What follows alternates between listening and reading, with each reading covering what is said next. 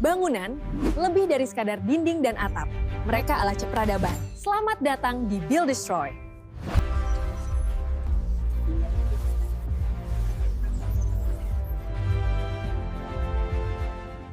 Coba deh, perhatikan gedung-gedung pencakar langit yang menjulang di sekitar kita. Pernah kepikiran nggak kalau semua itu nggak cuma lahir dari visi artistik seorang arsitek? Gimana kalau bahan bangunan utamanya itu bukan beton atau baja, tapi justru informasi mentah? Yuk kita bedah sama-sama kode di balik beton dan baja ini buat melihat gimana data secara harfiah ngebentuk dunia tempat kita tinggal dan bekerja. Di zaman sekarang, arsitek itu dihadapkan sama lautan data yang luar biasa banyaknya. Bayangin aja, mereka harus berenang di antara ribuan halaman peraturan soal kemiringan tangga, data teknis soal kekuatan angin, permintaan klien yang bisa ganti-ganti tiap saat, sampai data iklim mikro di lokasi proyek. Ini bukan lagi sekedar tantangan, ini udah kayak tsunami informasi. Nah, pertanyaannya jadi, di tengah semua kekacauan ini, gimana caranya seorang arsitek bisa mulai merancang? Dari mana mereka harus mulai? Di tengah badai data kayak gini, gimana sebuah ide arsitektur yang keren dan masuk akal bisa lahir? Ternyata, jawabannya itu tersembunyi bukan di intuisi artistik semata, tapi di sebuah metode yang cukup radikal. Mari kita lihat. Oke, untuk nemuin solusinya, kita perlu mundur sedikit ke masa lalu. Ternyata, ide buat memvisualisasikan data dan mengubahnya jadi sebuah cerita yang kuat itu punya akar sejarah yang dalam loh, jauh sebelum zaman digital kayak sekarang. Nah, lihat deh, ini bukan sekedar peta biasa, ini sebuah mahakarya. Grafik ini menceritakan kisah tragis pasukan Napoleon dengan 6 jenis data yang berbeda sekaligus. Jumlah pasukan, jarak, suhu, arah, lokasi, dan waktu. Minar berhasil mengubah data mentah yang dingin menjadi sebuah cerita visual yang emosional. Inilah bisa dibilang DNA dari metode Datascape, mengubah data menjadi sebuah cerita. Jadi, ini dia intinya. Datascape adalah sebuah metode di mana data itu nggak lagi jadi informasi pendukung, tapi jadi bahan baku utamanya. Semua faktor, mau itu kelihatan atau enggak, kayak peraturan atau maunya klien, semuanya dipetakan untuk menghasilkan sebuah bentuk. Data menjadi fondasi, dinding, dan atap dari sebuah desain. Kalau arsitektur tradisional itu ibaratnya melukis dengan ruang, nah, arsitektur Datascape itu memahat langsung dari data. Dan kalau kita ngomongin soal siapa pelopor metode ini, ada satu nama yang nggak bisa kita lupain. Sebuah biro arsitek yang benar-benar radikal dalam merangkul pendekatan berbasis data ini. Ya, mereka adalah MVRDV dari Belanda. Di era 90-an, waktu gaya arsitektur itu seringkali sangat subjektif, MVRDV justru nyari cara buat bikin desain jadi lebih objektif dan bisa dipertanggungjawabkan. Mereka nggak lagi nanya, nanti kelihatannya gimana ya? Tapi mereka nanya, datanya bilang apa? Dari situlah metode Datascape ini lahir dan berkembang. Dengerin deh kutipan dari salah satu pendirinya, Winnie Maas. Ini benar-benar merangkum filosofi mereka. Desain itu nggak lagi cuma bergantung sama intuisi atau bentuk-bentuk yang udah ada.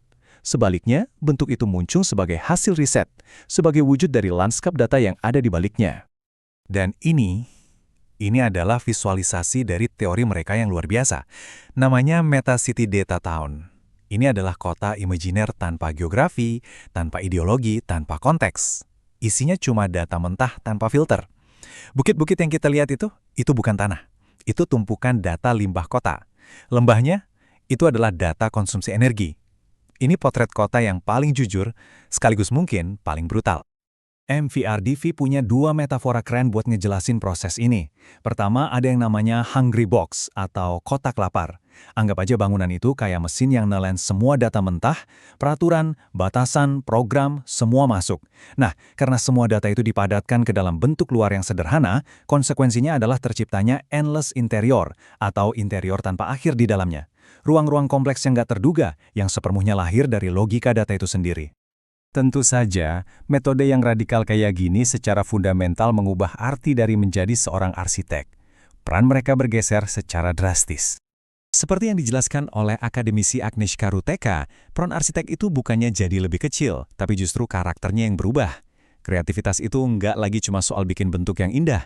Kreativitas sekarang terletak pada proses risetnya. Milih data mana yang penting, nentuin aturan mainnya, dan mengarahkan proses desain seolah-olah lagi melakukan sebuah eksperimen ilmiah. Jadi, lihat deh identitas barunya. Arsitek itu bukan lagi sekedar seniman tunggal, mereka lebih mirip sutradara film.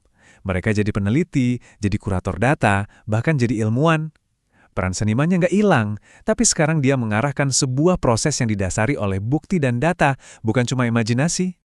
Oke, sekarang mari kita lihat gimana ini bekerja dalam prakteknya. Kita juga akan menimbang apa kekuatan dan juga potensi resiko dari pendekatan yang 100% mengandalkan data ini. Prosesnya tuh bisa kita bayangin kayak lagi masak pakai resep yang sangat logis. Pertama, kumpulkan semua bahannya. Data regulasi, klien, lingkungan. Kedua, analisis bahan-bahan itu, pahami karakternya masing-masing. Ketiga, biarkan bahan-bahan itu bersintesis. Biarkan datanya sendiri yang menentukan gimana mereka berinteraksi dan membentuk adonan ruang. Terakhir, visualisasikan hasilnya. Sajikan bangunan itu sebagai wujud fisik dari resep data tadi. Tapi, tentu ada juga pandangan kritis. Filsuf Jan Atali berpendapat kalau pendekatan ini berisiko menciptakan apa yang dia sebut statistik histogram dreamland. Maksudnya, desain yang dihasilkan mungkin secara visual menarik, tapi pada dasarnya cuma formula statistik yang disajikan dengan indah. Sebuah penyederhanaan dari realitas yang kompleks tanpa rasa sakit atau nuansa kemanusiaan. Bayangin deh, sebuah perpustakaan yang dirancang sempurna berdasarkan data jumlah buku dan alur pengunjung, tapi rasanya dingin dan nggak bikin orang betah duduk baca. Nah, itulah risikonya. Jadi, disinilah letak dilemanya. Di satu sisi, kekuatan data scope itu nggak bisa dibantah. Dia bisa menjinakkan kompleksitas dan membuat aturan-aturan tak terlihat jadi bentuk fisik yang nyata. Tapi di sisi lain, ada peringatan keras. Metode ini kayak pisau bedah yang super presisi, sangat bergantung pada akurasi data. Data yang salah akan menghasilkan arsitektur yang cacat. Dan yang paling penting, kalau si ahli bedah atau arsiteknya kehilangan intuisi, dia bisa menciptakan bangunan yang berfungsi sempurna tapi nggak punya detak jantung. Dan ini membawa kita pada pertanyaan terakhir yang paling provokatif. Kalau masa depan kota kita benar-benar dibangun dari lanskap data, kita harus bertanya, data milik siapa yang menjadi bahan bangunannya? Siapa yang menentukan aturan mainnya? Dan yang lebih penting lagi, suara dan data milik siapa yang mungkin tidak terdengar atau bahkan sengaja dikesampingkan dalam prosesnya?